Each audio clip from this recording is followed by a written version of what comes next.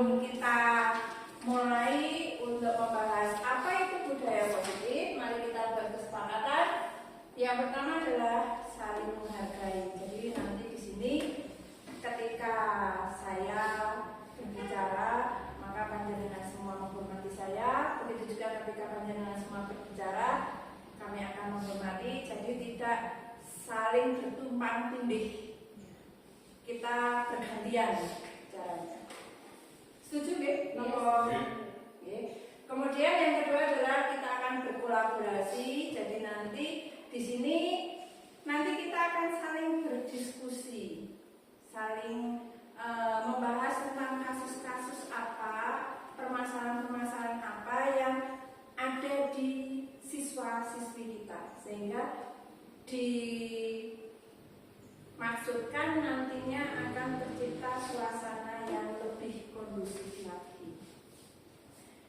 Sepakat? Dan yang keempat, tentu saja ketiga, yang ketiga tentu saja tetap semangat dan bahagia. Walaupun kita baru tidak bahagia, pura-pura saja tetap bahagia dan tetap berusaha untuk semangat.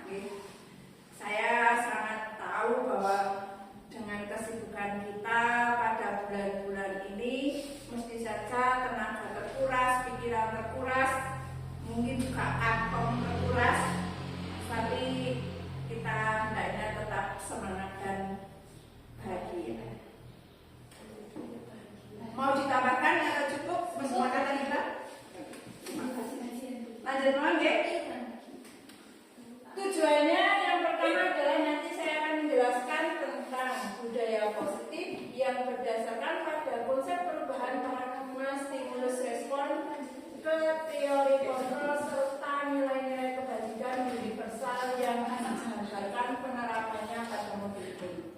Kemudian yang kedua, tujuan kedua yaitu menjelaskan konsep mana disiplin, keyakinan kelas, hukuman dan penghargaan, 5 kebutuhan dasar manusia, restitusi dengan 5 posisi kontrol guru, serta segitiga restitusi dan penerapannya dalam ekosistem sekolah yang aman dan akan berpihak pada murid.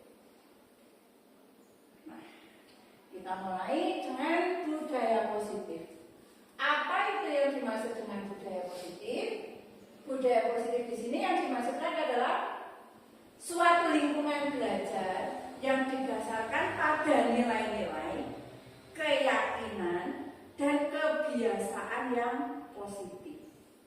Ini adalah suasana di mana siswa, guru, tenaga pendidikan itu merasa dihargai, didukung, dan termotivasi untuk mencapai potensi terbaik mereka. Jadi tidak hanya yang namanya budaya positif itu tidak hanya kita kepada siswa, tetapi juga bagaimana hubungan kita, bagaimana menciptakan suasana yang nyaman, menyenangkan terhadap di lingkungan sekolah.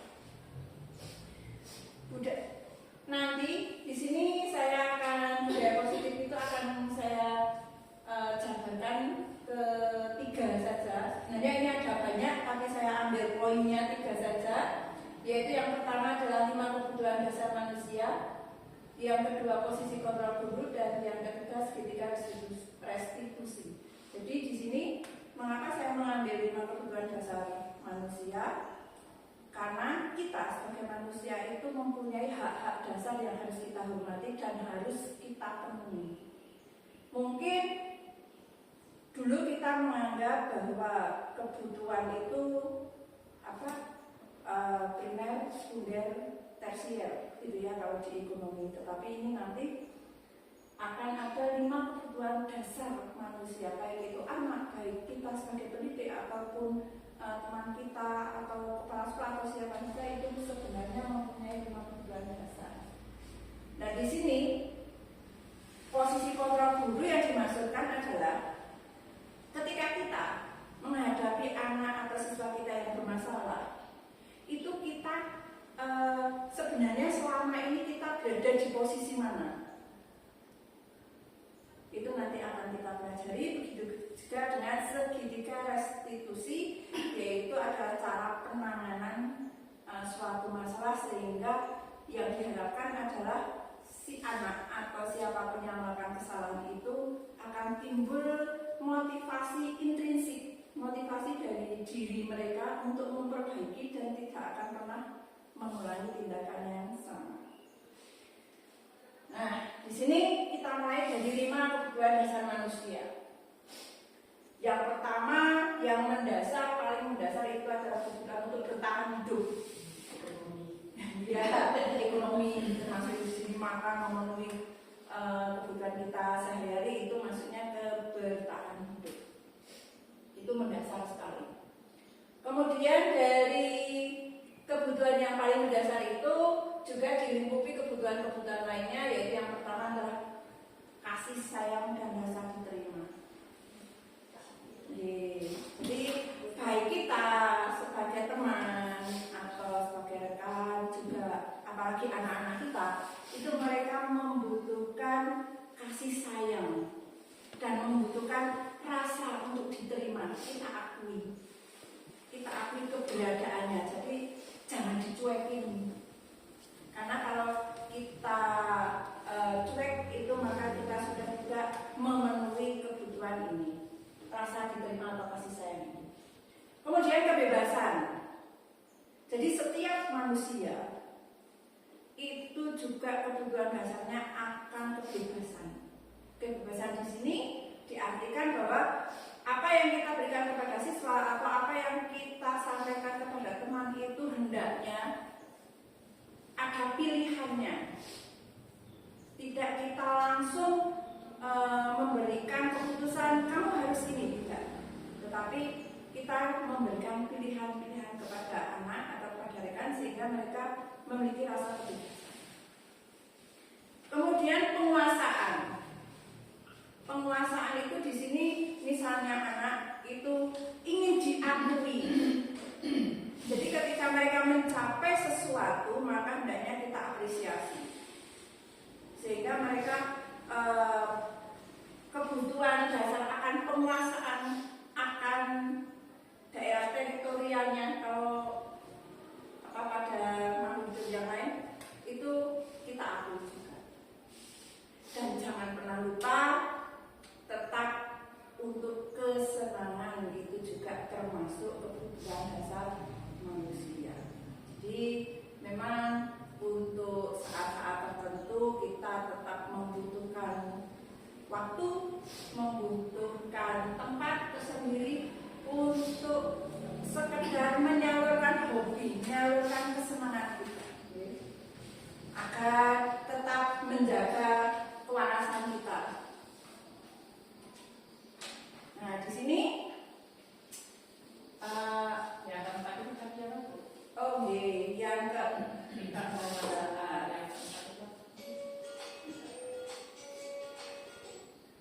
yang keempat itu adalah penguasaan. Ini kesenangan. Jadi butuh namanya refreshing dan menyalakan hobi dan bertahan boleh itu agar kita tetap waras ya. Iya. Di tengah kesibukan yang banyak gitu. Itu adalah 5 kebutuhan dasar. Nah, di sini sebentar ini saya coba agar lebih jelasnya panjenengan menulisane di sini tentang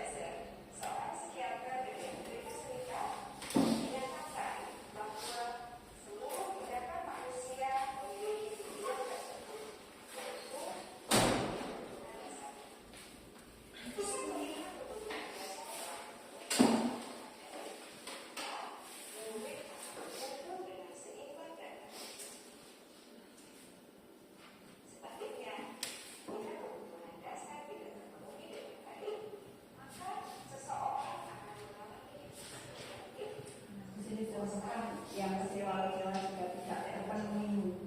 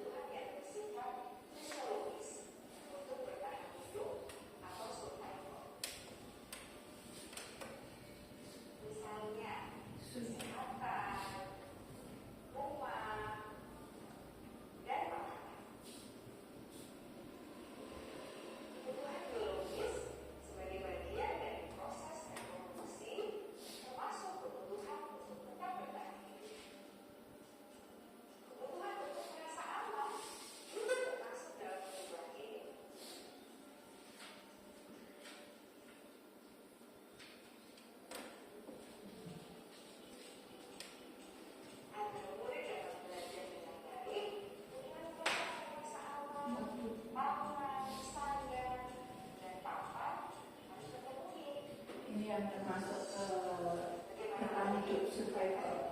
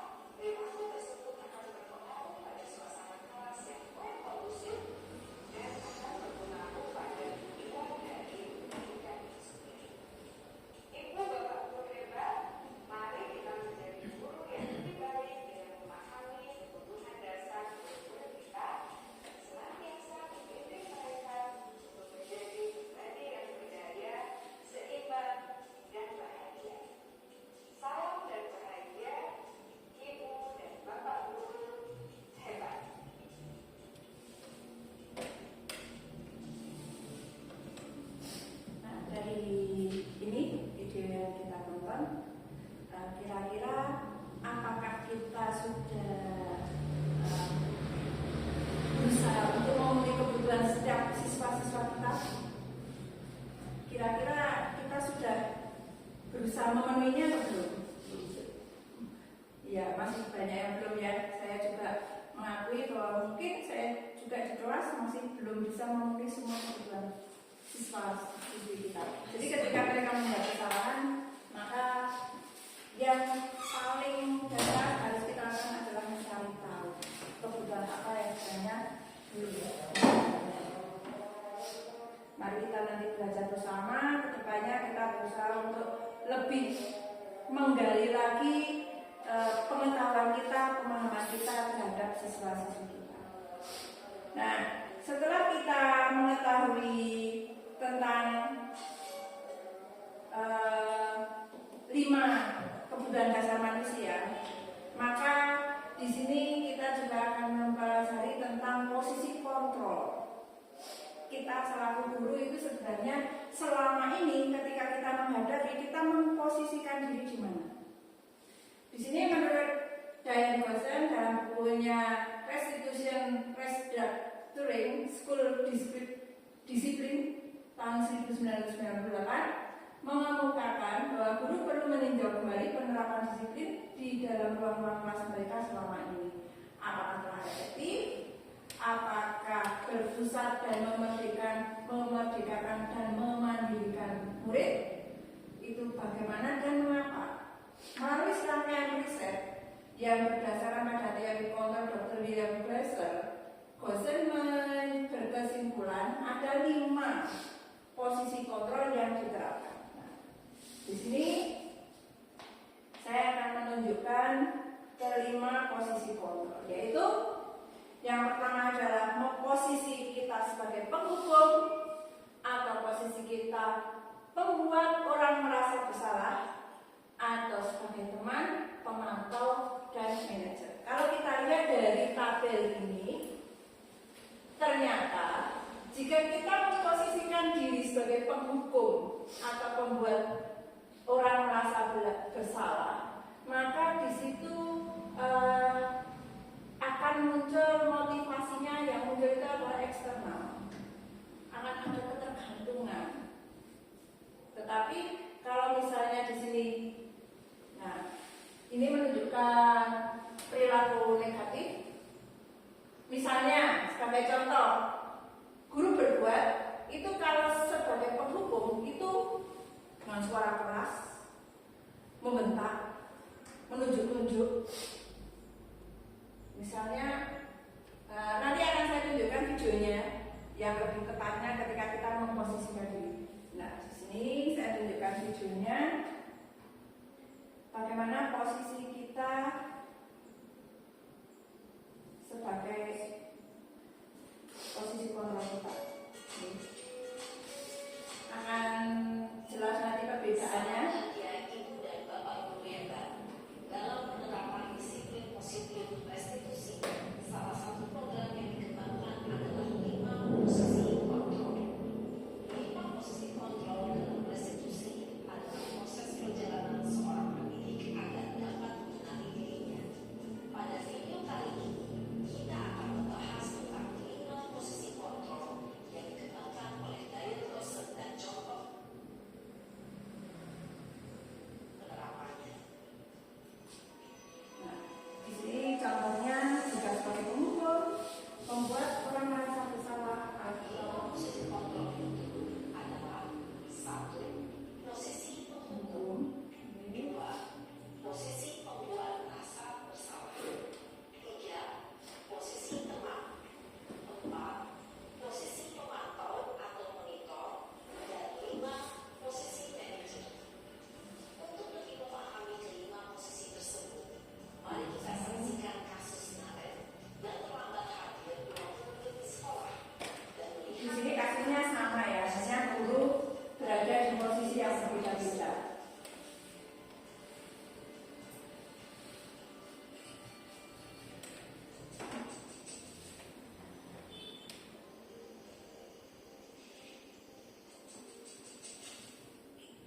Ini sebagai posisi penghukum.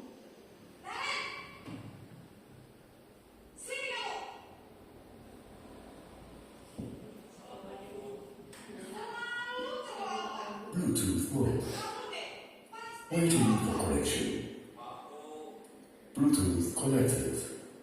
Apa coba? Alasan kamu apa lagi? Kapan sih kamu tidak terlambat? Malas sekali ya kamu jadi anak. Saya Dasar pemalas. Gak kapok-kapok sih kamu. Ini kalau sudah memposisikan sebagai pemburu. Sana, kamu keliling lapangan basket 2 kali.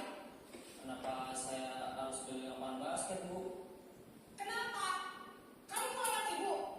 Berani-beraninya jawab. Sudah terlambat, masih berani jawab pula. Sekarang, keliling lapangan basket 5 kali sekalian. Biar kapok. Cepat. Pergi sana ke lapangan basket. Kita telah contoh sebagai pemburu. Biasanya berbicara dengan nada tinggi, menghardik, menunjuk-nunjuk, menyakiti, dan menyindir. Hukuman bisa berupa fisik maupun psikis. Ibu dan bapak guru hebat. Dampak yang terjadi pada murid ketika guru berada pada posisi penghukum adalah murid cenderung akan memberontak, Iya, biasanya bahkan akan dendam ya. menghina.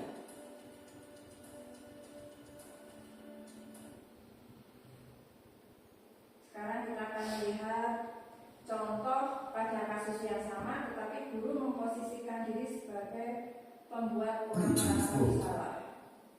Waiting for connection. Bluetooth connected. Selamat pagi, Bu.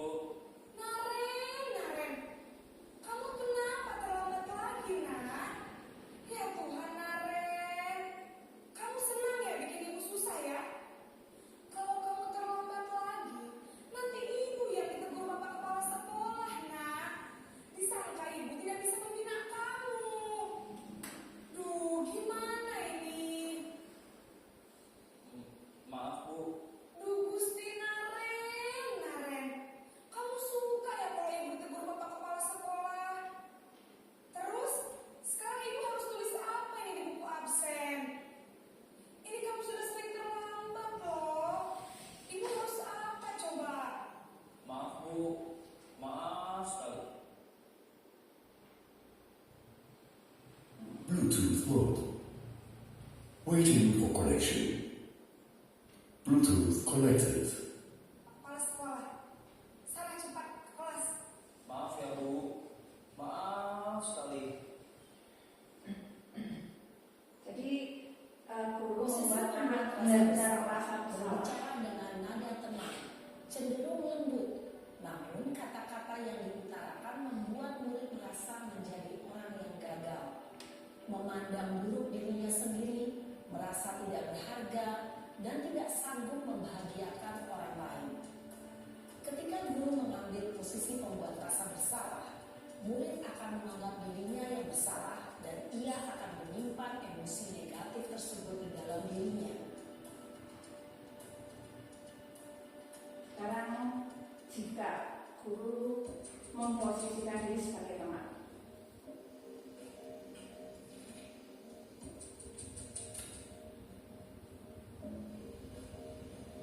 Naren!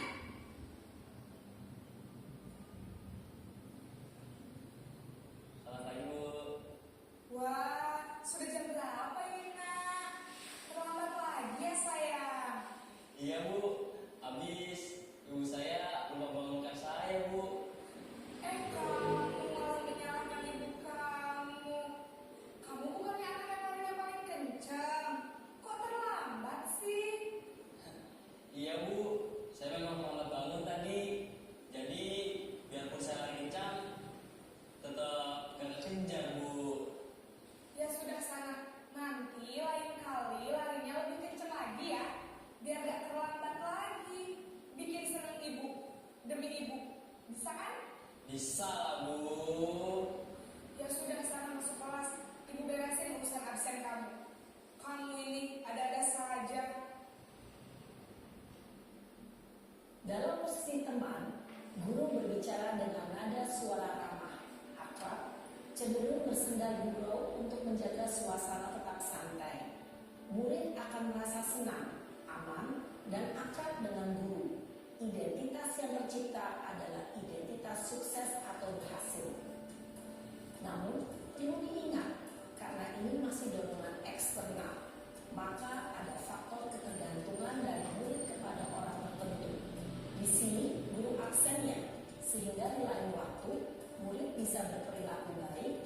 namun hanya kepada orang-orang tertentu saja.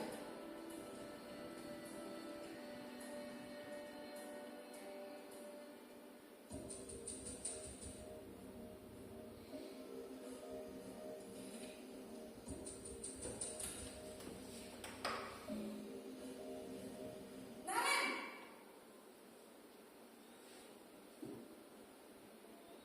Selamat pagi Bu. Naren, apa peraturan sekolah kita tentang jam berapa kita harus masuk sekolah, Nak? Kita harus di sekolah jam 7 Bu. Iya betul, sekarang sudah jam 7.20. Naren sudah tahu konsekuensinya jika terlambat hadir.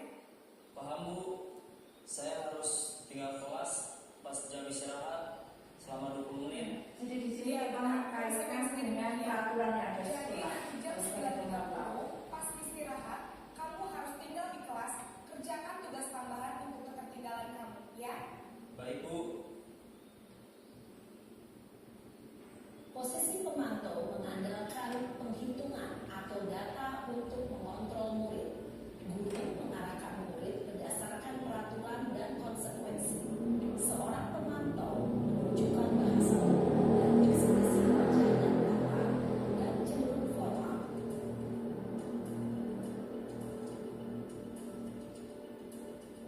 Di sini posisi yang terakhir yaitu memposisikan diri sebagai manajer.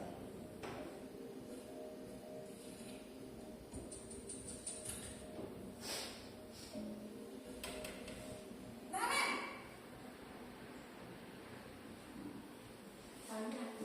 Iya. Sebagai manajer langsung.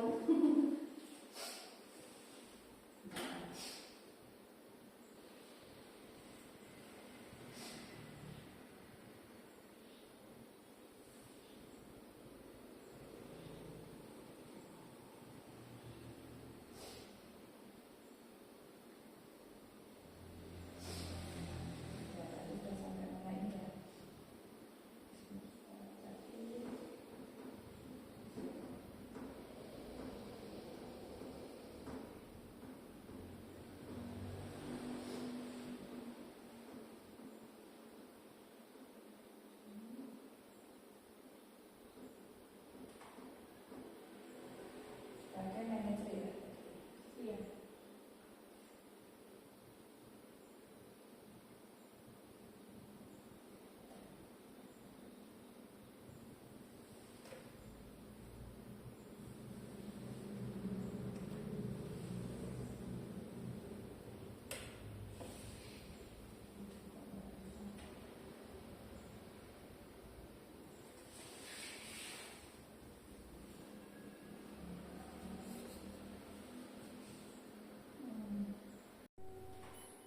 Salam bahagia Naren, murid. Guru mengarahkan murid berdasarkan peraturan dan konsekuensi. Seorang pemantau menunjukkan bahasa tubuh dan ekspresi wajah yang datar dan cenderung formal. Sekarang yang posisi manajer.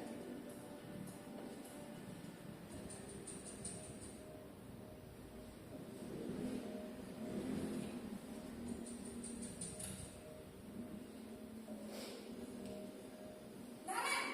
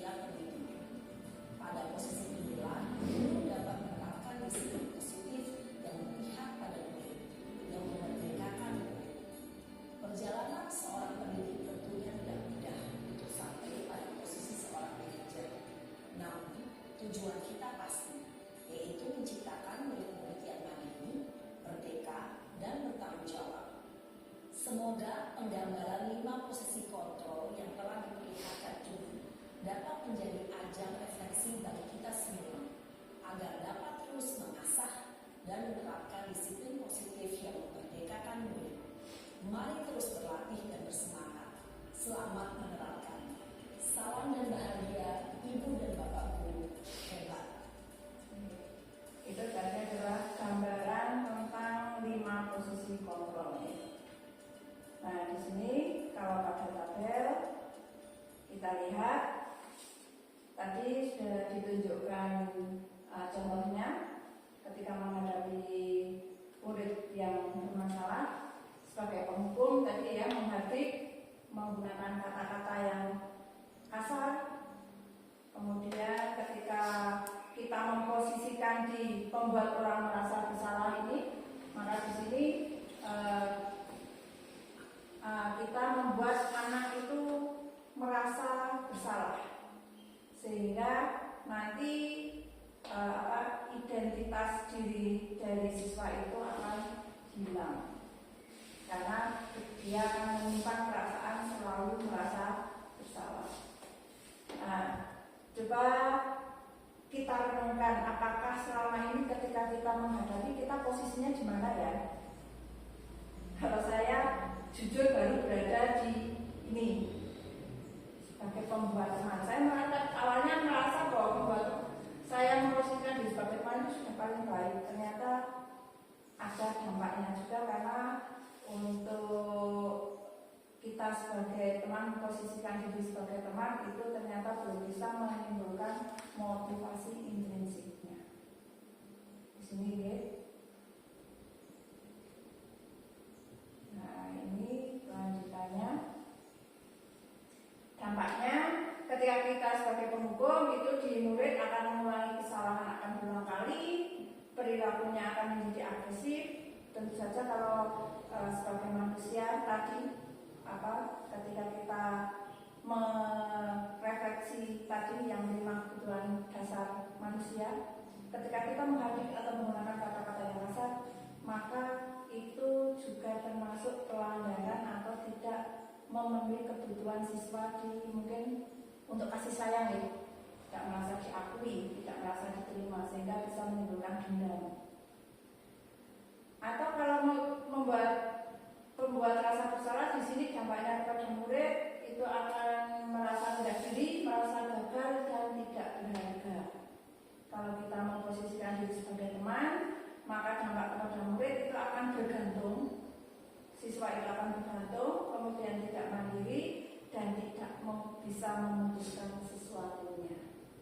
Sedang kalau kita memposisikan diri sebagai pemantau, maka ini menitik beratkan pada dampak diri sendiri, mendapatkan hadiah atau mendapatkan hukuman, atau sekedar mereka menghindari hukuman saja. Jadi tidak melakukan pelanggaran hanya karena mereka menghindari hukuman, bukan karena kesadaran dari diri mereka sendiri.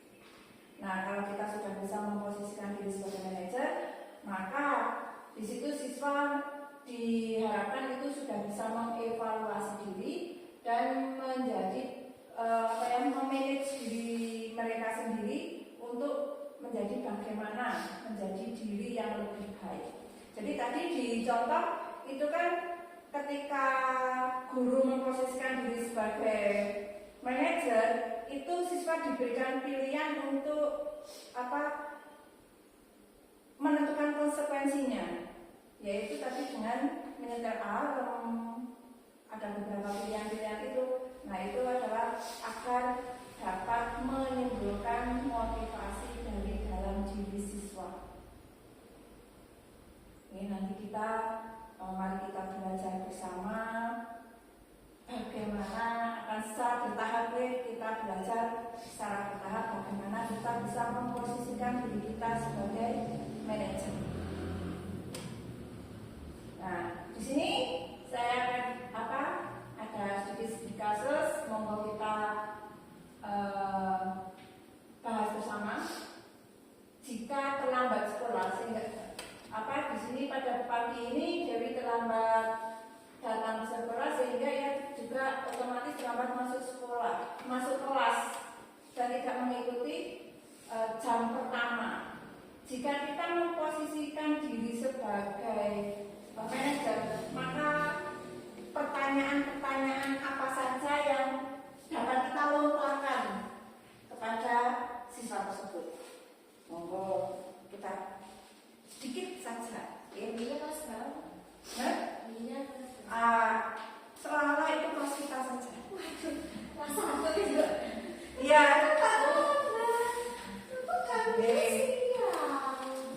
Iya, nggak apa-apa.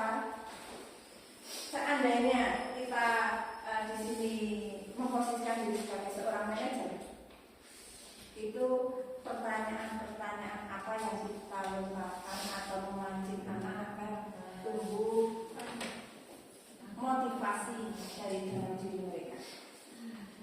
Saya beri waktu sekitar 5 menit atau 7 menit cukup? 7 menit ke?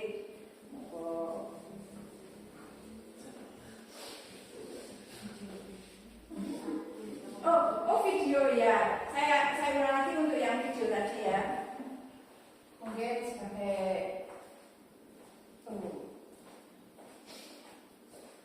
acuan.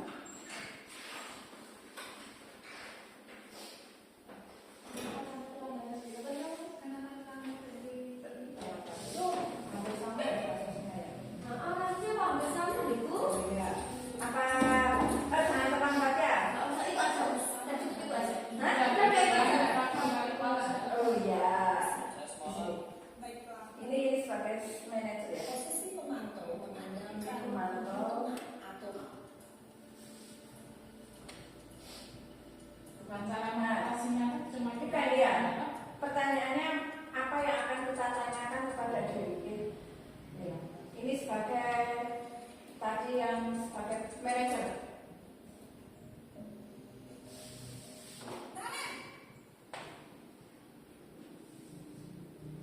Selamat pagi Bu. Selamat pagi, Naren. Maaf Bu, saya terlambat. Ya, sekolah masuknya jam 7, sekarang sudah jam 7.20. Jadi sekarang bagaimana ini, Naren? Maaf Bu, saya lupa tahu alamat saya semalam. Baiklah, menurut kamu, kira-kira sekolah yang mana yang perlu kamu tingkatkan? Menghargai diri sendiri dan orang lain mungkin ya Bu. Setuju. Jadi, apakah Naren meyakini prinsip saling menghormati tersebut? Iya Bu, saya Jadi ini meyakininya. mengkaitkan dengan keyakinan Bersedia memperbaiki masalah keterlambatan? atau nilai Iya sosial. Bu. Bagaimana kamu akan memperbaiki masalah keterlambatan ini? Saya akan coba untuk tidak lupa menyetel alarm saya Bu. Baik, kalau Naren lupa menyetel alarm di rumah, ada orang yang kira-kira bisa bantu mengingatkan tidak? Ada Bu, kakak saya, Kak Emma. Ada lagi selain Kak Emma? Selain Kak Emma, ada ibu saya. Baik, jadi yang mengingatkan Naren adalah Kak Emma dan ibu kamu ya? Kira-kira akan mulai set alarm kapan nih, Naren? Setelah pulang sekolah, akan segera saya lakukan. Baik, jadi Naren akan setel alarm untuk bangun besok pagi dan akan diingatkan oleh kakak dan ibunda Naren ya. Ada lagi yang mungkin perlu dilakukan Naren agar tidak terlambat bangun lagi.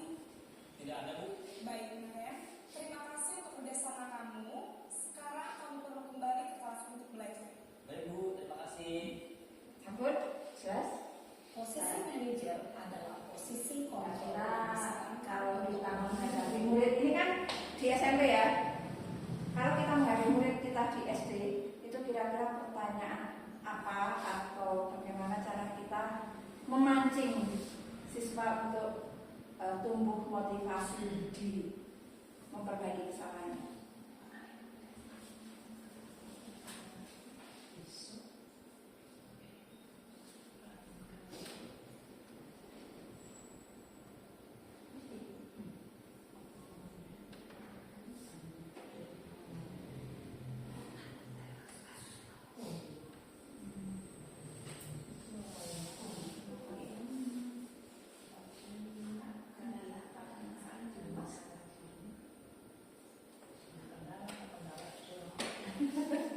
Ya mungkin kita lebih menggunakan bahasa yang sederhana lagi untuk Alasan SD ya. Iya. Ada kendala. Nggak apa-apa. Kendala itu apa? Kendala di sana. Tinggal di sana.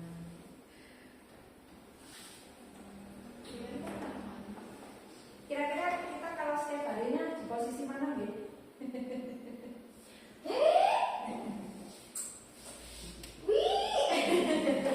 Jangan sampai kita di posisi memukul deh. Kasihan anak.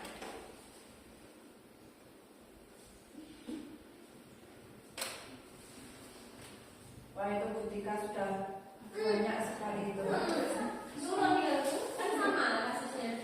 Saya pakai bahasa saya. Dia kok kan Pak? Oh, bukan sama si ngomong.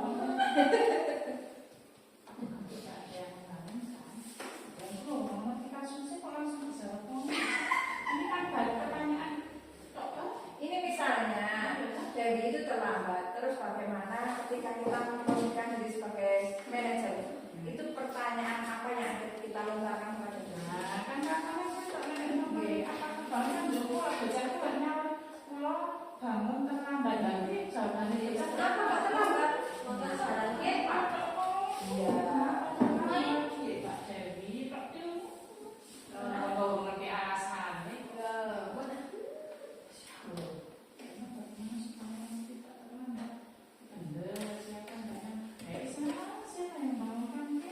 Siapa yang Kan disuruh pertanyaan mungkin sebagai pertanyaan pematik. ada di kelas 1. Di kelas 1 pakai alarm kayak tadi kok. Belum bisa. Saya tidak tahu kan. terus dia bisa main HP kok Bisa.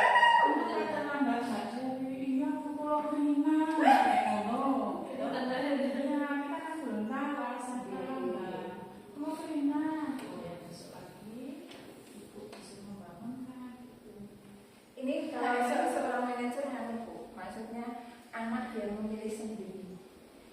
Memilih sendiri maksudnya jalan keluarnya itu anak. Biasanya anak-anak kita tanya dulu Oke. aku nek tuh Bapak itu pasti segala. masalah sejarah Ya Bu. kan saya kan sebelum terlambat ya bagaimana caranya aku juga terlambat karena dari itu yang kau gabung setengah 6 jam 6 ini semua aku macet ya please saya orang terlambat bagaimana caranya sih kalau gabung kan kalau Oke. Sekiranya kita sudah bisa ada gambaran ya, gambaran sedikit ya ketika kita memposisikan diri sebagai seorang manajer. Dan yang selanjutnya untuk tadi apa menciptakan budaya positif itu yang pertama tadi ada kita mengetahui 5 kebutuhan dasar manusia, kemudian 5 posisi kontrol dan sekarang adalah segitiga restitusi. Segitiga restitusi ini adalah tahapan-tahapan ketika kita menyelesaikan suatu masalah, yaitu yang pertama menstabilkan identitas, yang kedua validasi tindakan yang salah, dan yang ketiga adalah menanyakan keyakinan. Proses ketiga itu, 3 langkah itu, proses itu yang dinamakan segitiga restitusi. Nah, di sini gambarannya seperti ini. Menstabilkan. Pertama yang kita lakukan adalah menstabilkan identitas. Setelah itu, kita memvalidasi tindakan yang salah. Mengapa? Karena tiap tindakan yang salah, tiap tindakan, bukan tiap tindakan yang salah. Tiap anak melakukan pelanggaran atau tiap manusia melakukan tindakan itu pasti ada alasan di balik itu. Misalnya kita sampai terlambat itu pasti ada alasannya. Kita mau disiplin pun kita juga pasti mempunyai alasan. Nah, setelah memvalidasi tindakan yang salah, maka langkah ketiga yaitu menanyakan keyakinan.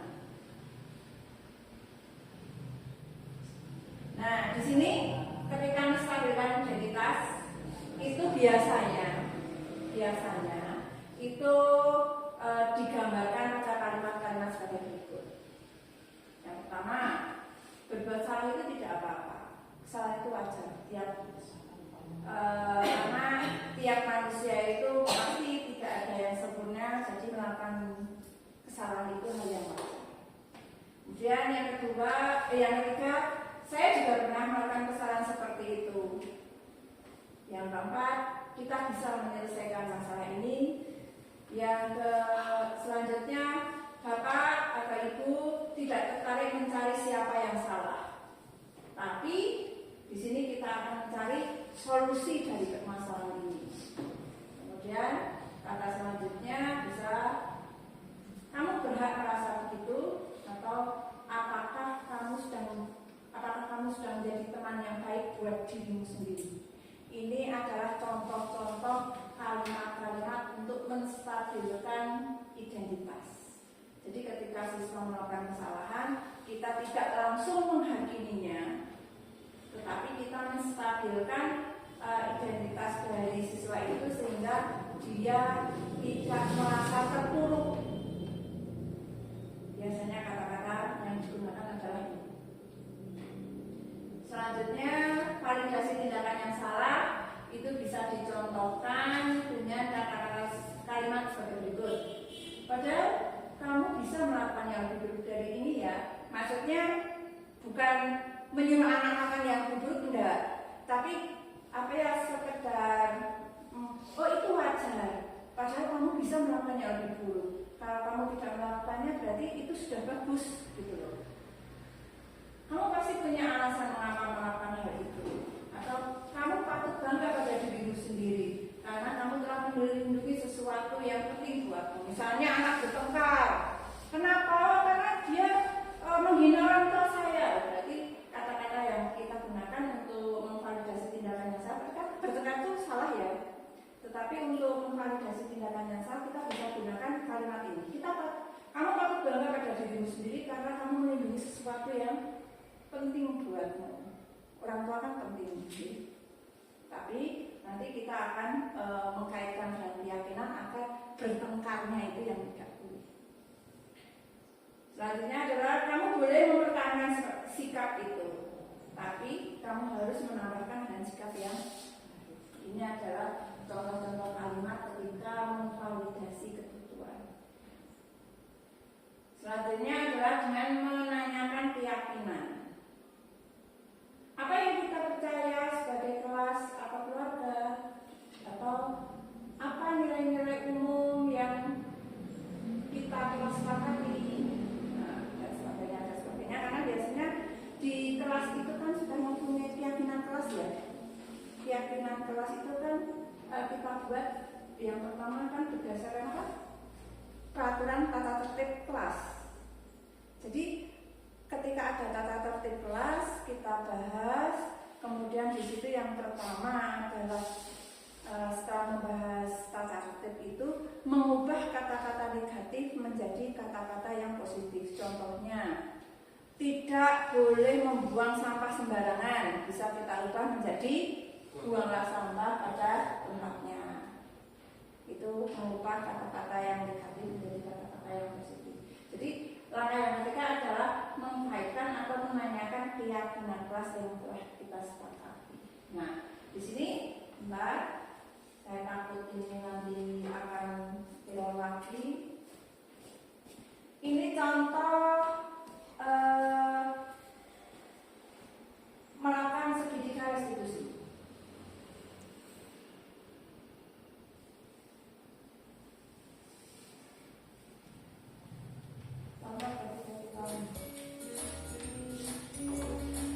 Bagaimana langkah-langkah kita melakukan segitiga restitusi? Bapak Guru hebat. Pada video kali ini kita akan membahas tentang salah satu program disiplin positif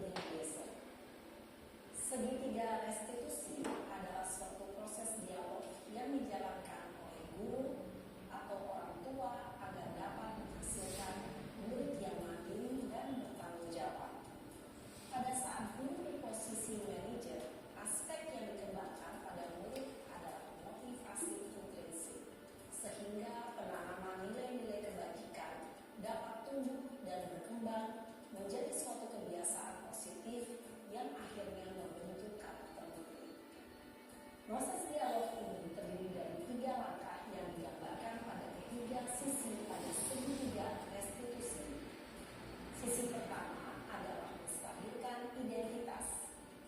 Sisi yang kedua adalah validasi tindakan yang salah. Dan sisi yang ketiga adalah menanyakan keyakinan. Ibu dan Bapak guru, berikut ini akan ditunjukkan bagaimana seorang guru berada dalam posisi manajer menggunakan penerapan segitiga restitusi.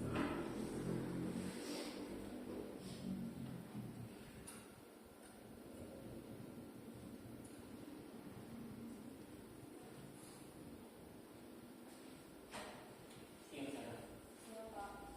sudah lama nggak ketemu Sarah? Kenapa hari ini revisi? Kesel pak, kesel banget. Masa aku dikatain tukang fitnah pak? Ya aku marah lah. Aku udah dikatain mereka di depan kelas. Kesel banget. Oh begitu. Ya pasti kamu marah dan kesal. Nah, ini memvalidasi Akan marah apabila dan malah menstabilkan identitas. kemudian pada saat itu kamu mau melakukan apa? Ya saya langsung ngatain mereka lah pak. Kesel banget. Saya bentak-bentak dia di depan teman-teman lain. Oh begitu. Pasti kamu melakukan seperti itu karena Nah, seolah ini sudah mulai memvalidasi. Iyalah, saya diam saja pak. Ya saya bela diri lah. Masa saya dituduh tukang fitnah? ya wajar lah. Mempertahankan harga diri itu sesuatu yang penting buat kamu. Untung kamu tidak bertindak lebih gegabah lagi. Hanya meminta-minta. Iya pak. Untung saya masih bersabar dan hanya membatas saja. Sudah gemes padahal. Saya pasti bela diri lah. Ya pasti ya. Tapi kamu memilih untuk tetap bertahan dan bersabar. Kamu memilih untuk tidak berbuat lebih parah lagi. Kan? Iya. Nah, sekarang coba kita lihat lagi. Tindakan kamu yang minta-minta mereka di kelas. Tindakan kamu itu kira-kira sesuai dengan keyakinan kelas atau prinsip kamu tidak? Enggak lah pak. Capek pak jadi pengarah. Jadi keyakinan atau prinsip mana yang kurang sesuai dengan keinginan kamu? Ya, saya sebenarnya sangat menghargai orang lain. Mungkin saat itu saya menjadi emosi, jadi tidak menemukan sikap itu. Kamu meyakini tidak? Menghargai orang lain itu penting buat kamu. Yakinlah pak. Iya, setuju. Kita harus saling menghargai. Namun ada juga keyakinan yang kita sepakati yang perlu kita jalankan apabila kita sedang marah. Kan? Ya saya bisa lebih proaktif, mulai dengan diri sendiri. Saya bisa jadi lebih sabar, mengambil waktu jeda untuk berpikir mau apa selanjutnya. Kira-kira kamu bersedia memperbaiki masalah ini tidak? Sedia pak. Kalau kamu memperbaiki masalah ini, kamu akan menjadi orang seperti apa? Saya akan menjadi orang yang bertanggung jawab kali ya pak. Dan senantiasa proaktif. Iya, menurut kamu bagaimana rasanya menjadi orang seperti itu? Ya nyaman lah, bangga bisa bersabar dan menghadapi. Baiklah kalau begitu. Yuk kita pikirkan bagaimana memperbaiki masalah ini.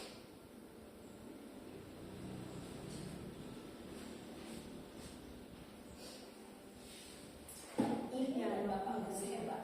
Baru saja kita menyaksikan contoh bagaimana seorang guru berada dalam posisi manajer menggunakan penerapan segitiga restitusi. Mari kita bahas satu persatu. Pada sisi pertama, menstabilkan identitas berdasarkan pada prinsip bahwa membuat kesalahan adalah bagian dari proses pembelajaran. Sisi pertama dari segitiga ini berperan menggeser identitas murid dari identitas gagal ke identitas sukses. Murid yang sedang bertingkah laku yang tidak pantas atau menarik diri saat itu sedang mengalami identitas gagal. Bila kita mengkritiknya, maka posisinya tidak akan berubah. Kita bisa mengajukan pernyataan-pernyataan ini. 1. Membuat kesalahan sesuatu yang wajar. 2. Manusia tidak ada yang sempurna. 3. Kita bisa memperbaiki masalah ini. 4. Saya tidak menanyakan kesalahannya. Saya lebih fokus bagaimana memperbaiki masalah ini. 5. Apakah saat ini kamu tengah menjadi orang yang baik untuk dirimu sendiri?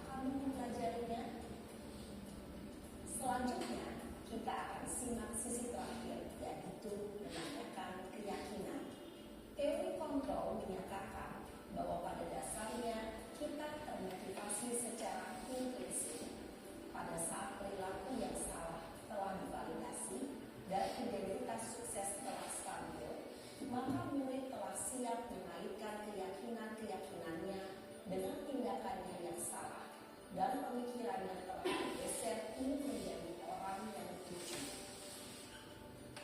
Pertanyaan-pertanyaan ini dapat mengalihkan keyakinan-keyakinan yang dianut murid.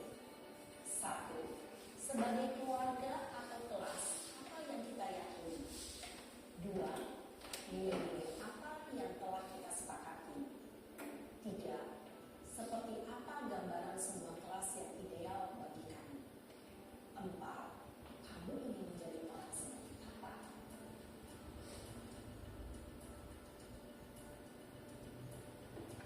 Dalam menerapkan segitiga restitusi, perlu diperhatikan beberapa hal, yaitu 1. Perilaku yang salah perlu dikaitkan dengan nilai-nilai atau keyakinan-keyakinan yang telah disepakati atau dituju. 2. Kesediaan orang yang melakukan kesalahan untuk memperbaiki masalah. 3. Pemecahan masalah sebisa mungkin relevan atau memiliki hubungan dengan masalah yang ada. 4. Usaha. Perlu adanya suatu usaha perbaikan dari pihak yang berbuat kesalahan. 5. Waktu. Perlu didedikasikan waktu dari pihak yang berbuat kesalahan. Tanyakan kapan akan mulai dilakukan usaha untuk memperbaiki masalah. Dengan memahami struktur penerapan segitiga restitusi, diharapkan guru dapat menerapkan posisinya sebagai manajer dengan mengajukan pertanyaan-pertanyaan bermakna yang dapat membuat murid menjadi lebih percaya diri, bertanggung jawab, dan mandiri.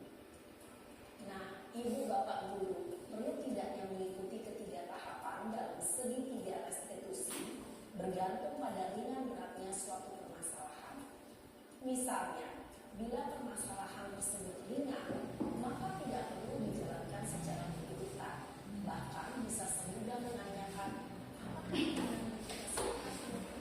Dengan menjalankan segitiga restitusi dengan mengajukan pertanyaan-pertanyaan bermakna, diharapkan murid menjadi lebih kuat secara pribadi, dapat membuka wawasan murid agar dapat menyelesaikan permasalahannya sendiri, semakin percaya diri, mandiri, dan berdaya. Salam dan bahagia. Itu tadi adalah contoh penerapan segitiga restitusi ketika kita berada di posisi manajer. Selanjutnya, mari di sini saya sudah menyediakan beberapa kasus. Ini, mari kita diskusikan. Ini ada percakapan.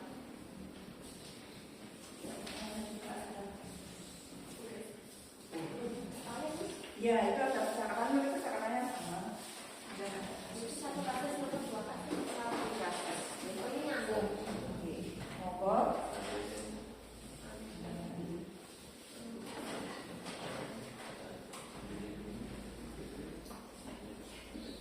Di situ juga sudah saya sebut pertanyaannya. Mungkin bisa kita bahas bersama-sama.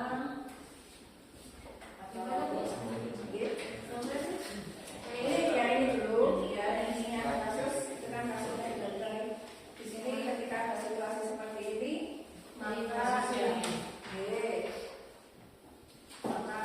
kalau ini kalau yang ini itu di sini kan ada percakapan yang maksudnya yang masuk ke menstabilkan identitas itu yang mana garis bawah aja. Yang validasi itu tadi untuk segitiga restitusi yang pertama adalah menstabilkan identitas, yang kedua adalah menvalidasi tindakan yang salah, dan yang ketiga adalah menanyakan keyakinan.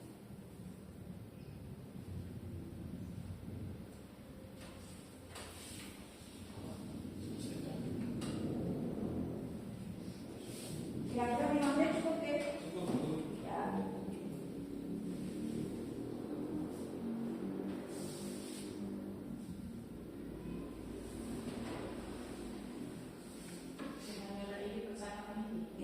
Percakapan ibu kira-kira yang masuk ke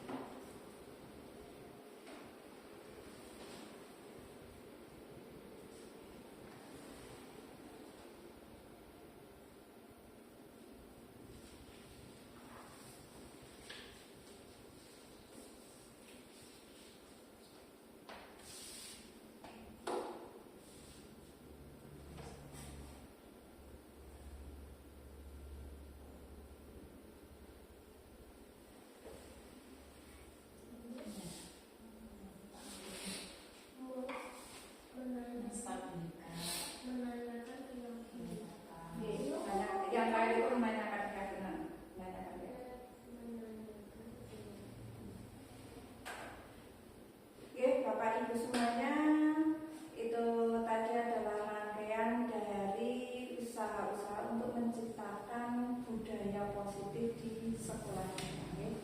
Jadi yang pertama kita membahas tentang 5 kebutuhan dasar manusia. Kemudian setelah itu kita juga mempelajari 5 posisi kontrol. Okay?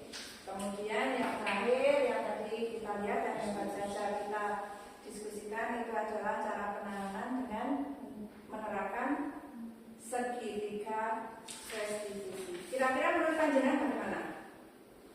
Setelah panjenengan semua mengikuti tadi delimitasi ini dan juga sudah meresali beberapa contoh dari video-video, menurut panjenengan bagaimana? Menambah ilmu dan menambah wawasan tentang bermacam-macam kasus yang ada di sekolah. Menambah pengetahuan. Jadi mungkin kalau kita merefleksi diri, kita membayangkan diri kita sendiri di kelas, tentu saja kita masih banyak sekali kekurangan. Jadi kita harus tetap selalu belajar. Oke?